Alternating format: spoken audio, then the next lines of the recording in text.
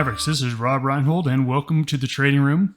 And the first 2 months of the year are done. It's crazy how fast time goes, but guess what? Those 2 months are in the books and we're looking forward to the month of March. In this session, we are going to be looking at what happened last week, what was the news, were there any breakouts, and then we're going to break down the current market. Now, I always love to say, if you woke up from a coma, you've been in a coma for 20 years, and the first thing you did when you woke up, you looked at a stock chart. That's how you want to look at the markets and at stock charts. You don't know who's president, you don't know anything that's going on, you just look at the stock chart and you have to make a trade based on that. That means all of your biases are gone, all of your preconceived notions are gone. That's the right way. And then we're going to go through all the sectors, score them from +3 to -3, and look at some trades in those sectors. Disclaimer. This video was created for professional stock and option traders. Maverick Trading is a proprietary trading firm that employs professional traders around the world. Our traders trade firm capital and keep 70 to 80% of profits they generate. All trades and analysis in this video are for professional traders only. If you are interested in becoming a professional trader for Maverick, click the apply button in the video description. Let's get ready for the week. Let's look at last week's news, last week's events. We basically got a new market high on Thursday and Friday, but there was some softness in the first part of the week. Now look, it was nothing serious. It was a very natural, normal pullback. We'll look at the charts here in a second. But what we really got is, especially late in the week, we got more tech earnings. We got Salesforce, killed it. We got stocks like Pure Storage, killed it. Dell Computer, absolutely crushed it. And their stock was up 27% on Friday. Look, Dell's a big, slug, slow-moving company now. And that jump was incredible. So no matter how high technology has gone, we're getting reports, just like we got from NVIDIA, that things are better, even better than the lofty expectations that people had. So we have a real risk-on move happening here, and it has broadened out to Bitcoin and cryptos. They've gone crazy.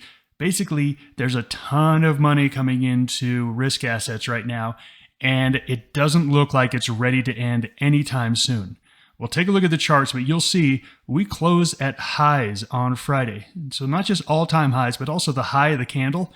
That means people were still buying Friday at 4 p.m., and the only reason they couldn't keep buying was that the market closed for the weekend. It's very, very bullish. Let's take a look at what happened in the economic reports. We continue to get a little bit of a mix. So we got this durable goods orders that was worse than expected.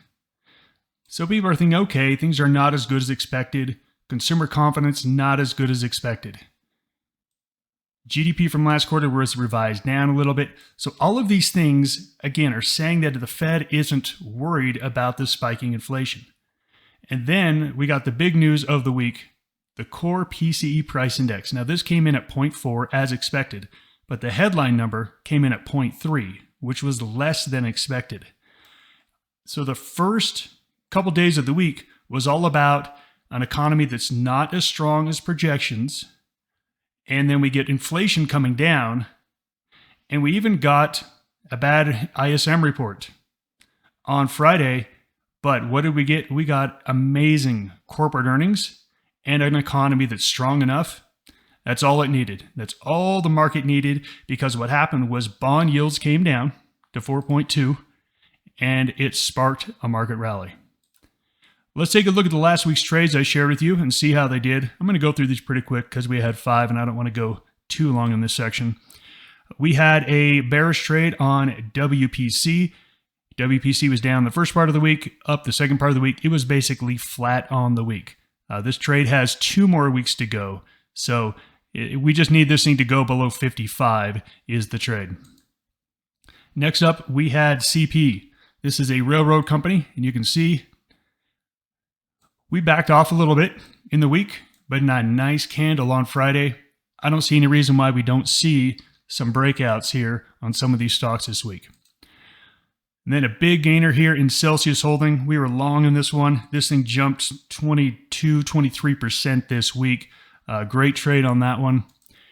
And we come here to, we had two sideways trades, one in materials, one in energy. We had a 37.39.41, and you can see this stock closed right at about 39. So this one looks really good. And then we also had a sideways on MRO. Now this sideways was slightly bullish, and we put the midline at 24.50. We close at 24.60. So again, these sideways trades are working good. The bulls were working good. Everything was working pretty good. Even our bear we put on was basically flat for the week. So let's take a look at the markets. Let's look at the numbers, and then we'll take a look at the charts. If we take a look at what happened last week, we can see that the market just, again, capital is going in everywhere. Now, yes, the Dow was down, but the Dow is the dumbest indicator. It's 30 stocks, and it's a price-weighted index, meaning the higher price stocks have a much bigger influence. So if things like Boeing and United Health went down, which they did, it's going to just ruin the whole average. So I don't even like to look at the Dow. I like to look at these here. We got the S&P up 1%, the Q's up 2%, Russell up 3%, and then take a look at oil and gold. Oil and gold with a nice gain. As I said, there is capital flowing, not just into the US markets, but overseas. Japan's hitting new all-time highs. Europe's hitting all-time highs. We're seeing a surge of capital go into the markets. And you can see here on the chart, yes, we had a little bit of softness the first couple days. First couple days, we had a little bit of softness. These were little pullbacks. This is very normal and natural. We get these in bull markets. We see them all the time. What do we do with them? We say, let's wait for they're done and then load up, and you can see, boom, we had a nice breakout to the upside. And if you draw this little trend line, you can see that we have some more upside here. Now look, it doesn't have to go up to this line. These lines are imaginary that we draw, but if it does go up to the trend line, we've got another % or two before we hit the next level, have the next pullback or base. I think there is some good upside over this next week or two. I want to just point out bonds here. You can see bonds started to come down. It started to come down hard on Thursday and Friday. If these bonds go even lower, it's going to spark even more of a rally. The market got up to 4.3 in bonds, and the stock market, okay, it was a little jittery maybe, but look, this is working the right way. If we go down below this 4.18 support, I expect there to be even more bullishness in the market. If we take a look at the heat map, you could see that this was a more broad rally. I've been talking about how narrow this rally is, and you can see this is a much more broad rally. We have a lot of green in a lot of sectors, and the hot stuff like your Googles and your Apples, they cooled off a little bit. And so this is a healthy thing to see this market broadened. And I think we're actually going to see more of this over the next 2 weeks. I could easily see, the Apples, the Microsofts, and the NVIDIAs, I could easily see them, being a little bit tame while the rest of the market broadens out. We still only have about 62% of stocks above their 50-day moving average. Usually when we get to the really overbought, we're usually around 80% of stocks above their 50-day moving average. So I think this market is going to broaden out. And yes, we may be in the later stages of this bullish move. Now I put that up here. I want to have this discussion. There could be months left. There could be years left. I have no idea, and you have no idea either. But at some point, these markets they call it long in the tooth. They get long in the tooth. That's a saying for cats where their teeth grow their entire life. Old cats are long in the tooth because they've reached the end. I don't know where we are. No one knows where we are. Here's the biggest thing. Don't be scared. I remember as a younger trader, when markets had gone up for 3 months, I thought, oh, this is it. It can't go up anymore. There's no way it can go up anymore. And I would get scared. And I'd get scared to be bullish. And I would pull back. Now, as a very, very young trader, I'd start shorting, which I learned was a terrible, terrible thing to do in a bull market. But once I learned that lesson, I started to just become scared and a chicken. And I wasn't willing to make trades on the bullish side because I couldn't even fathom that it could go higher. Look, the way trends work, they always go further than you think they're going to go. And they climb the wall of worry, meaning the more bearish people are out there, the more likely it's going to go higher. Now, I've got to say I heard a lot of bearishness about 2 or 3 weeks ago. And since then, the bears have been smoked. They're pretty much done. So that's why I do think we're getting into later stages, because I'm not hearing all the bears all that loudly. They pretty much are gone. Look, it's going to end sometime. I know it's going to end sometimes. You know it's going to end sometimes. You don't know when, so just trade the charts. Just be bullish and be bullish until the charts tell you to not be bullish. And of course, we're going to be watching those bond yields. This week, we do have some more reports coming out. I just want to talk about this Chair Powell testifying. This used to be called the Humphrey Hawkins testimony. I don't know why they changed it. But this is just every 6 months, the FOMC chairman testifies in front of Congress. They ask him dumb questions. Nothing happens. So that's it. I know I wanted to be more dramatic on that, but it's not that big of a deal whatsoever. The big deal this week is going to be payrolls. Payrolls report on Friday. The estimates are for 190,000. They've been estimating around 200,000 jobs for the last 3 or 4, and everyone has come out like 400,000. Nothing has changed. I can't see why this one doesn't come out better than expected as well. If it does, again, this is going to be very positive for equities because the Fed is not concerned with reigniting inflation at this point. There's no data that shows that inflation is picking back up. Did anything change in our technical score? Not one thing. We've been at a +3 for months and months. Nothing happened technically that says that changed. I've got a +1 for the week. I think we've got another % or 2. Now look, there's going to be a couple days of down, a couple days of up. I don't see any reason why you wouldn't expect another up week. If it's a -1, not a big deal. Not a big deal whatsoever. As long as it holds above that 20-day moving average, we are perfectly fine. Let's go through all the sectors and give them a score from +3 to -3 so we can look for the right trades. Many people are unfamiliar with exactly what proprietary trading is. Prop trading is when a private firm hires traders like you to trade with their capital. Those traders are paid a percentage of the profits that they generate for the firm. Profitable traders are awarded higher and higher levels of capital to trade so they can take bigger positions and make more money. We've been in business for over 25 years and we're one of the oldest prop firms based in the USA. If you would like to look into being a trader for Maverick, look in the video description below and click on the trader position to apply. Last week, the strongest sector was the materials sector, up 3%. Technology, the second strongest sector, up 2.6%. You can see consumer and real estate also strong. So 4 sectors were all up over 2%. Then you can see we got a bunch flat. Utilities, comm services, financials, basically flat. Energy, industrials. We're going to take a look at healthcare. Healthcare had a pretty decent pullback last week. The big question is, did it change its +3? It was at a +3. We'll see if that actually changed. Let's take a look first at utilities. Utilities last week we had a 0. This week it's a 0.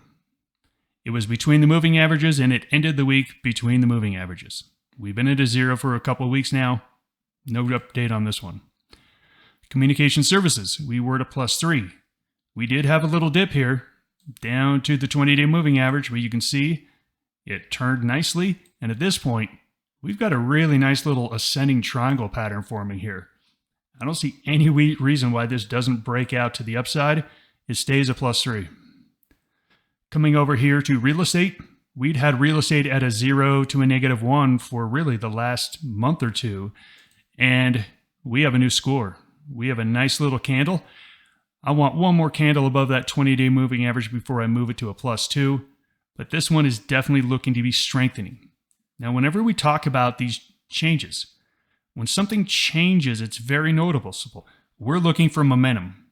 If something has been a +1 for 3 weeks, it's telling you there's not a lot of momentum. If something was a +1 last week and it's a +3 this week, now we know we're getting into momentum. So real estate does have a little bit of momentum to the upside. This one could be one to look for adding new bulls. Here we have the healthcare sector. We did have a big pullback, and we pulled back all the way to the 20-day moving average. You're going to see this is basically one of just a few sectors that had this deep of a pullback. Since we pretty much closed on the 20, I'm going to downgrade this one to a +2.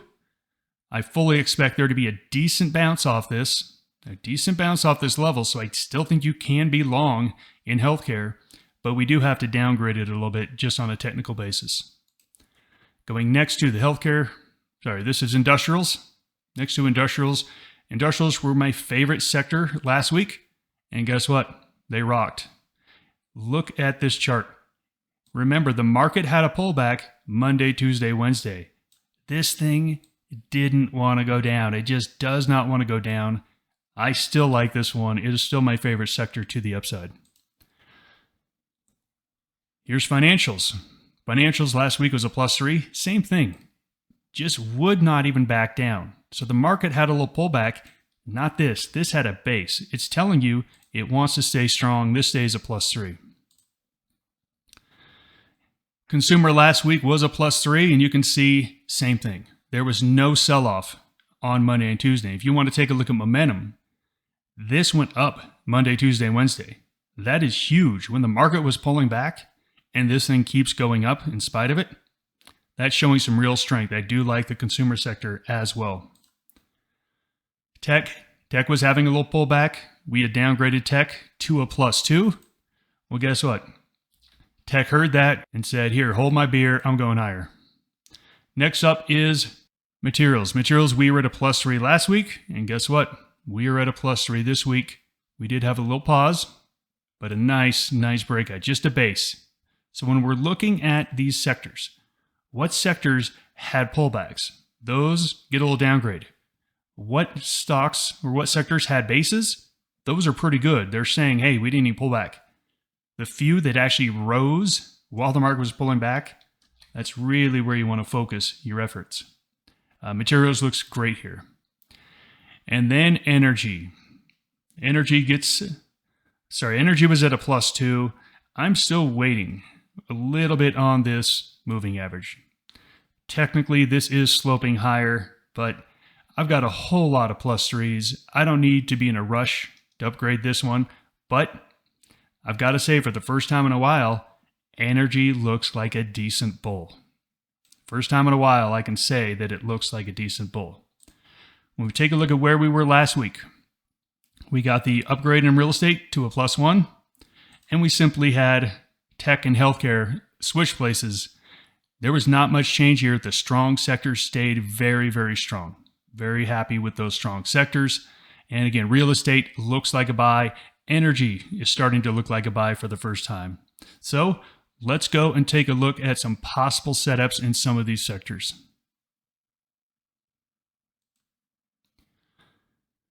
We haven't done a trade in comm services for a while, so let's look at a trade. On Thursday, on my end of day video, I pointed out I really liked how Netflix was building off of this kind of rising little wedge here. And I pointed out that on this day, boy, it's right there knocking on the door, ready to go. I saw a few traders take this trade on Friday morning. It broke out nicely. It was up 2.7% on Friday. The big question is there still gas? Is there still gas in the tank? I think there is. Why? Because we've basically had about a 2-month base. I think there's a lot of energy here. While the rest of the market has gone up, it was consolidating the gains it had from an earnings report. I think this one is ready to move higher. So the question is, what is the trade? Well, we can look at a few things. We could take a look at the 620, 630 bull call spread. That's not unreasonable. $10 on Netflix is literally 1.6%. You could take a look at a diagonal spread as well.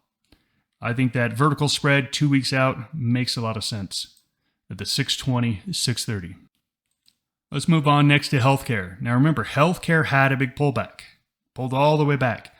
Remember, we're looking for sectors that are going to be the best going forward. Not have been the best in the past, but the best going forward. Now look, we don't know the future. There's no way to tell. But healthcare had a big pullback this week compared to everything else. The question is, does that mean it's weaker, or did something happen? Was there a little bit of news inside that sector? And now next week, we're going to be looking at healthcare saying, hey, this looks like a really good buy here.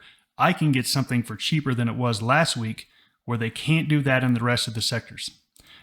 That's the point I'm looking at. I think that is most likely. So I'm looking at this VTR. So Viatris, they're a generic drug maker. They've had a nice year so far this year and had a nice breakout from this base. Again, this is why we love bases at Maverick, because you get a lot of energy off them. We had a nice breakout and a run, but we had a big pullback, and you can see that came off of an earnings announcement. The question is, did they come in and buy after earnings? And you can see a nice hammer candle there, a confirmation candle there.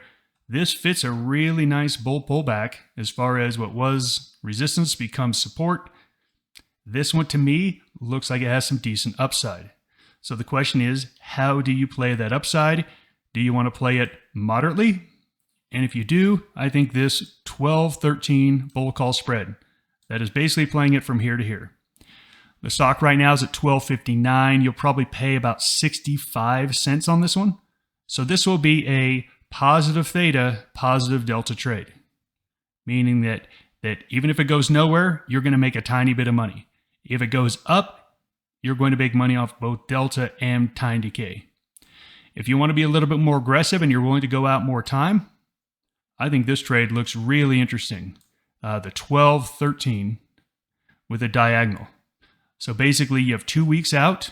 If it cruises and takes off above 13, well, you close it out for a moderate gain. If it hangs out in this area, you have all the way till April to decide what you want to do with that $12 call, giving you some potential upside on this one. Next up, financials. We haven't done a trade in financials for a couple of weeks, so I wanted to hit this sector. I think financials looks great. One of the sectors that didn't pull back. Again, I'm looking for something that is highly likely to have a decent move over the next couple of weeks. Now, this one has technically underperformed. When I take a look at the financial sector, I take a look at Visa, MasterCard, all these high flyers that have done really well. I'm looking for what is likely to do well over the next 2 weeks. I want something that's really coiling and poised and really putting in a really nice, again, this one, ascending triangle pattern. If we do break out, we do have some overhead resistance here at 134 that we want to be aware of. If this one does have a breakout, if people are looking out, again, I think the theme of the market is a broadening of the rally. People are now going to start looking at all the other things that maybe haven't moved as much and say, hey, you know what?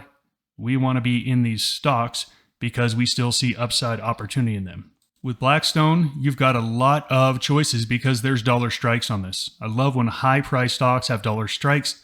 You literally can design a trade however you want. I think a really easy, wimpy trade is a March 15th, 128, 130. You're literally playing this. You're literally saying, I think it goes above 130 in 2 weeks. If you want to be a little bit more aggressive, I think this one has the potential to break out and even break out past that 134, but I would want to have some time for that with these 125 calls. If you want to play it somewhere in the middle, this diagonal call spread looks interesting, where basically you just have a 1 week trade on Friday. You see, okay, where is it? If it takes off to 135, you close it out for a moderate gain. If it closes at 130, you've got that March 125 call. You can decide, do you just want to hold that, or do you want to roll the diagonal to the next week? Gives you lots of options with what you can do when you use a diagonal call spread. And last, I wanted to do an energy play. I found pretty much only bulls. And I thought to myself, when it was all done, I actually had a bull for energy. And I'm like, hey, you know what?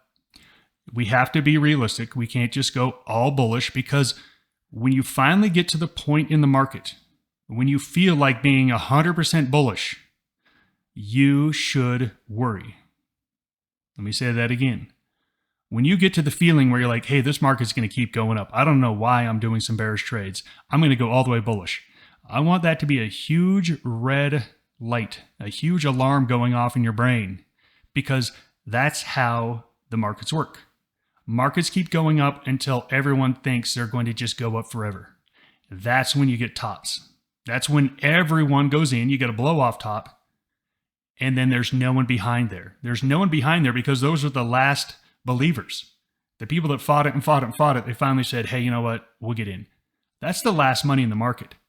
So I went back into energy and I found a bear, and I found this NOV. As you can see here, this has not done well after an earnings report. Earnings report slapped it down, and the rest of the sector has started moving higher. Really since about the first week of February, and it just broke out on Friday. And you can see this one has not broke out whatsoever. I don't like anything bearish here, but I need to carry bears. Why? Because we're trying to also limit drawdowns. Yes, we're trying to maximize our profits, but we also want to minimize drawdowns because drawdowns are very devastating. When someone has a 20% drawdown, a 30% drawdown, psychologically, that causes a lot of issues. We want to minimize those issues. We want to just be like a machine, chug along, make our trades, never being put in a position of pressure to where like, oh my gosh, I've lost so much, I have to get it back. Most people understand and have been in that position before in trading. You know you don't make good rational decisions. So we always have to carry some bears. So if the market does turn around and tank, something surprising comes out, yes, we're going to lose on our bulls, but we've got some bears that are going to moderate that loss. So I'm looking at a really wimpy bear trade here. You can look at two trades here. The 16-18 is going to be more directional. So the 16 to 18, you're basically right in the middle of the spread. So this one's going to be 50-50, 1-to-1. Well, probably a little bit higher than that. But look, this is a directional trade, meaning you need it to go down. If it goes sideways, you'll break even. If it goes down, you make money. If it goes up, you'll lose money. You could do the 17-18 bear call spread. So basically here to here. Now this is going to be a positive theta trade. You're probably going to bring in about 35 to 40 cents on this. So as long as this doesn't go above like 1740, you'll be profitable. You'll make you'll make a profit. If it goes above 18, then again, you can't make any more loss after that. Based on where you want to be, do you want to be more directional or do you want to be more theta time decay? You can take a look at either one of these trades in the energy sector.